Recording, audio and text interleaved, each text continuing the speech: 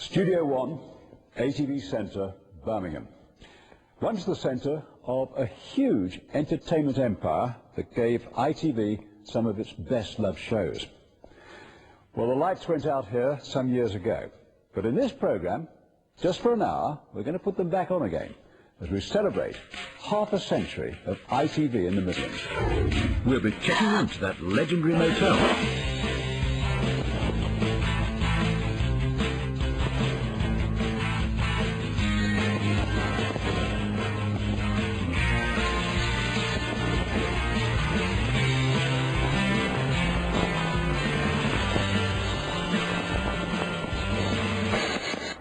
It wasn't until 1964 that Lou Grade really put the Midlands on the TV map. Lou was looking for a new soap opera. The result was one of the most famous hotels in history, and we'll be checking in there in just a moment.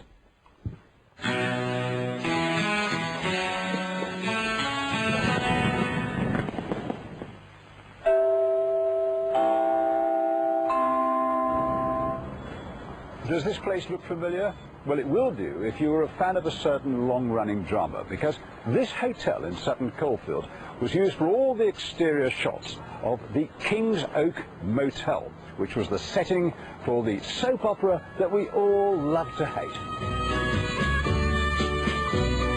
Originally to be called The Midlands Road, Crossroads came onto our screens at 4:25 on the 2nd of November 1964. It was only destined to run for 6 weeks, but in the end it ran and ran, becoming a serious rival to Coronation Street. Oh, it's you. I thought Buddy said there was a gentleman to see you. Oh, Marilyn. How did you manage to get here? I thought Eddie would have had you rotting in the glass hairs by now. Oh, take no notice of him, love. He's all talk. Jimmy Gudgeon, you're demented. The central character was the manageress of the motel, Meg Richardson, played by Lunchbox presenter Noel Gordon. Me, the idea of Midlands? You, the centrepiece of the Midlands. Meg's daughter Jill was actress Jane Rossington, who became the soap's longest-running star. Oh, it was so exciting, terrifying. We did it as live. I think we had just over half an hour to record it. We did 2 a day. We started on a Friday, and we went through all 5 episodes and plotted them. Saturday, we were supposed to know them. And if you looked at a script, it was much more like a theatre script, not like a film script, which they are now.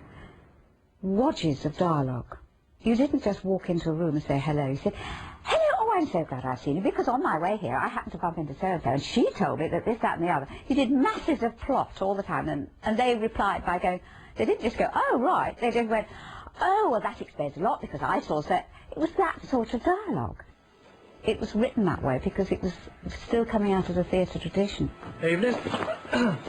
What do you think you're doing, checking up on me? No, just come in for a drink. Bear in mind, this was all at the time when, if you like, kitchen sink drama was happening, and it was all about people who were totally real.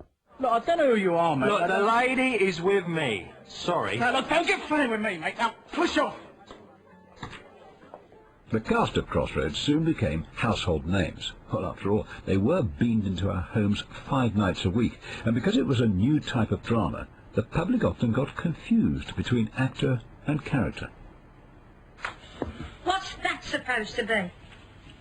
Goulash Budapest. Looks more like shepherd's pie Balsall Heath to me. I don't know what it is about the Brummies, but they didn't sort of take us terribly seriously. They took us very much at face value. I was Jill, Roger was Sandy.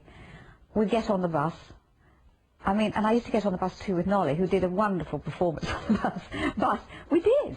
And people would say, all right, Meg, and, you know, and all this. But equally, they say, I didn't like what you were wearing, you know, last week. It didn't do you any good. Something like that. And it's this total sort of funny thing of believing in a character, but being aware that you're not the character, but treating you as if you are. Very odd.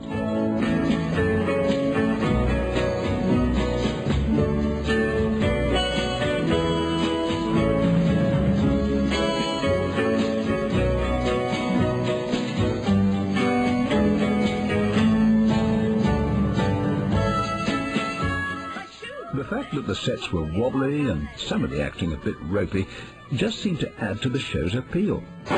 except as far as the TV watchdog was concerned. It slammed Crossroads as a programme of doubtful quality.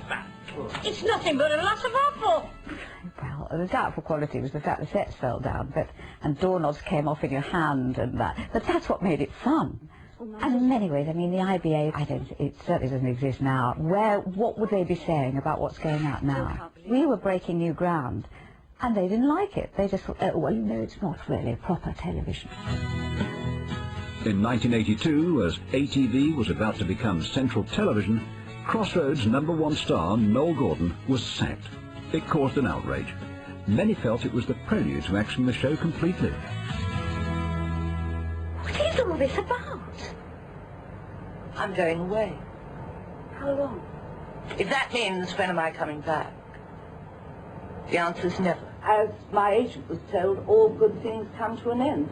And indeed they do. Actors are used to being sacked. Actors are used to shows folding. But please don't ask me any more questions about policy or the reasons. I don't know the reasons for my dismissal. You must ask ATV. Goodbye. I'll try to pretend. It's just the beginning. It's not the end. So how can I be strong? Can life continue? Though the magic is gone. Goodbye, time now goes. My love goes with you wherever I go. Goodbye, I'm sorry to say there'll be no tomorrow like yesterday. There have been times not long in the past we both thought our love forever would last. But now we know we were wrong. On my love alone we can't carry on.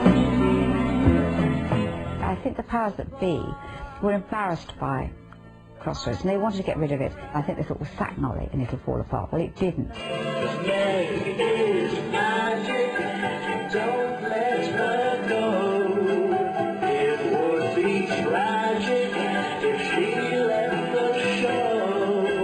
In fact, it went on for another 6 years before Central Television finally pulled the plug. By 1988, many felt the show's best years were behind it, and it was time to check out for the last time. I suppose I was quite glad that the decision had been made when it was taken off, because I kept thinking, should I carry on? You know, do I really want to do this for the whole of my life? Anyway, the decision was made. I didn't have to make this decision, which I think was great. As a footnote, Crossroads reopened in 2001 as a 4-star hotel. Carlton Television reinvented the series for a new millennium. This time it was made in the Nottingham studios, and Jane was lured back to help it get off the ground. I was absolutely amazed when they said they were going to bring it back. But it soon became apparent that it wasn't quite the show that I remembered, and I certainly don't think it was the show the audience remembered. It was a very different show, and I think they wanted to make a hotel soap. They saw that that gave them all sorts of possibilities, and they thought, why not use the name Crossroads, pick up the audience that's still talking about it. But of course it was nothing like the original.